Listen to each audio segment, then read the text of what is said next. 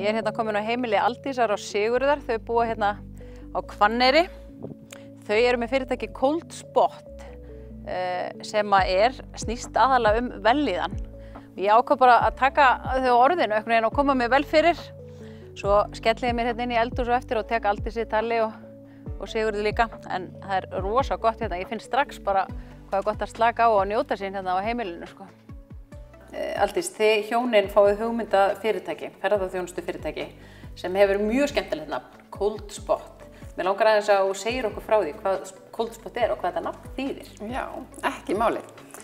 Sko, Cold Spot í rauninni fyrsta heilsutengda ferðaþjónustan á Íslandi sem við stofnum, ég og maðurinn minn og mamma árið 2016 og með það markmiðið að leggja áherslu á líkamlega, andlega og félagslega heilsu. En þetta allt þrennt þarf að vera í lagi til þess að við teljumst heilbrigð. Það ekki nóg að vera bara í góðu formi eða alltaf að hitta félagana eða vera að rækta sig. Við þurfum að rækta þetta einhvern veginn allt saman. Og já, þannig að ég stóð á svona ákveðnum tímamótum 2015, viðskiptafræðingur að mennt og búin að vinna mikið í fjármálum og fannst svona eitthvað vanta. Þannig að ég hugsaði hvað finnst mér gaman? Hvað finnst mér virkilega gaman í lífinu?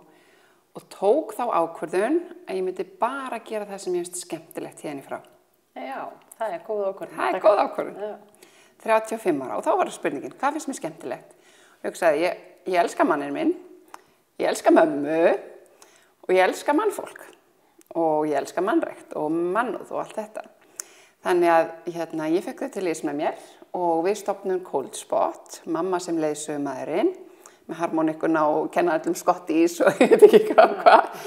Og Siggi sem sagt menntaður lýðheilsu, íþrótta- og kennslufræðingur, þannig að hann svona með svona íþróttanálgunina svolítið á þetta.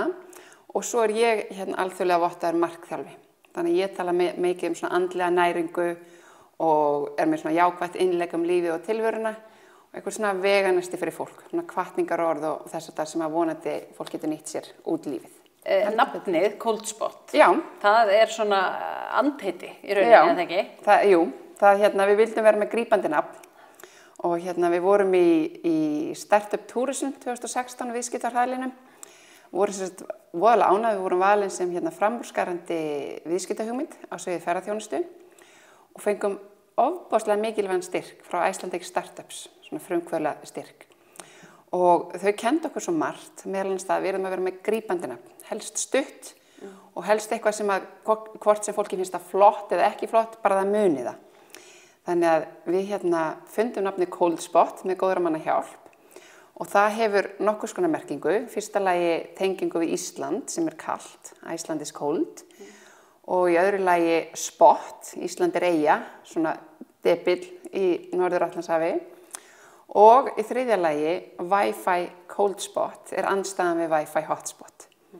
Þannig af hverju það að því við sérhæfum okkur í snjalltækjalausum ferðum. Þetta var í rauninni alveg nýtt á þessum tíma.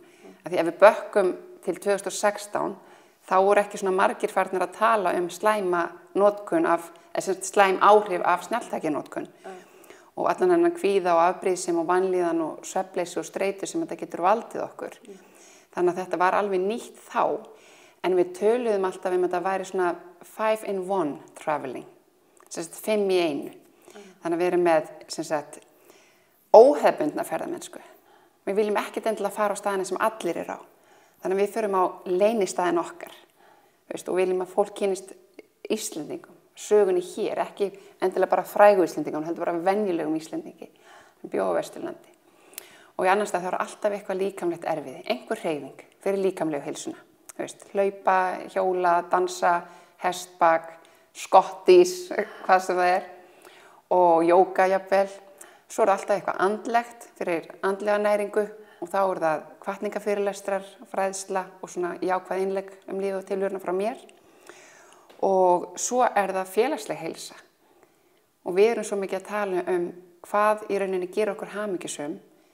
Og það búið að rannsaka þetta, þannig að þetta ekki bara ég að segja þetta. Það til rannsókn frá Harvard sem byrjaði 1938 sem var að rannsaka hver lykillinn að hamingjunni. Og nú verið að rannsaka 4. kynslóð þeirra sem byrjuðu upphaflega í rannsókninni. Og lykillinn að hamingjunni eru ríkuleg og gefandi mannleg samskipti.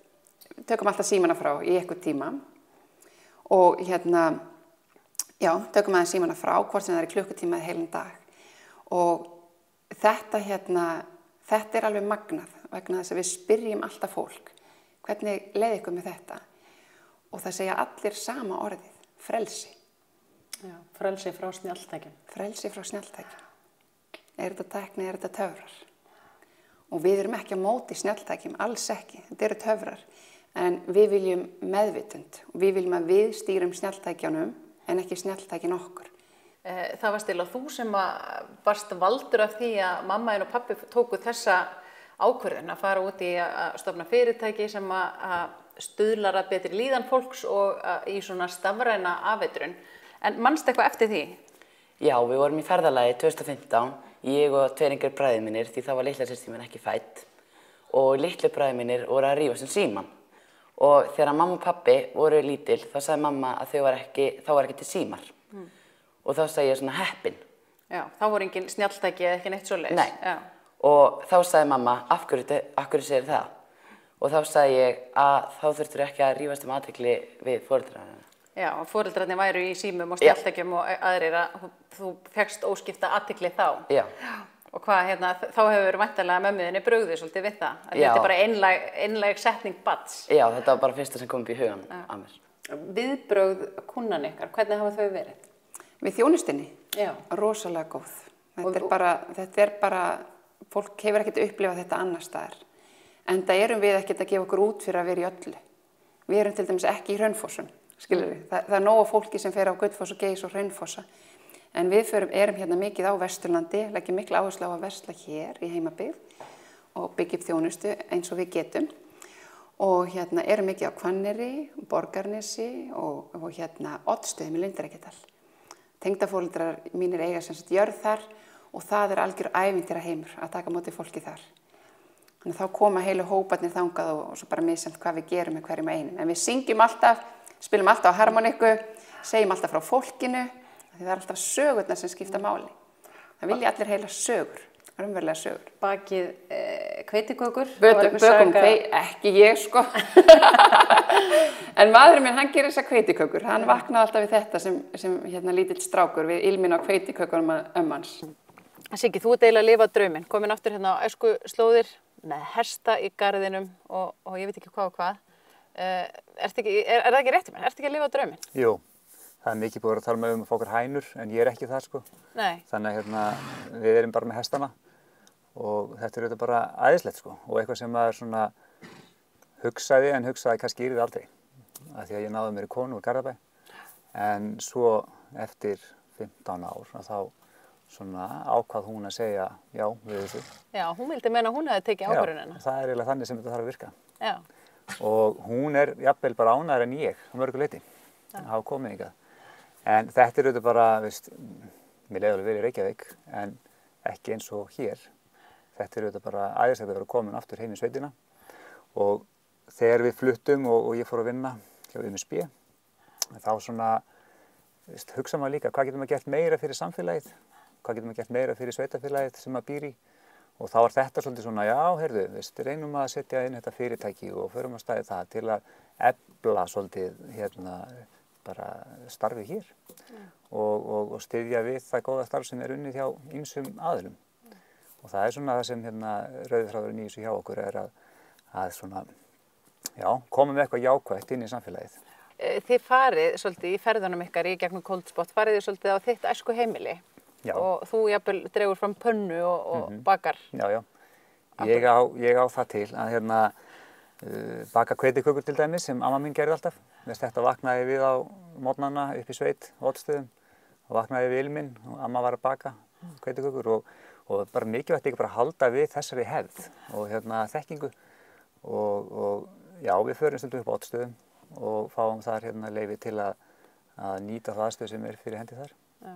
Og það er bara frábært. Ekki hafa þetta flókið sko. Og það er það sem fólk vill. Það vill líka fá svona, pínu svona sveita andan yfir sig sko. Og rómantíkin og rólegheitin.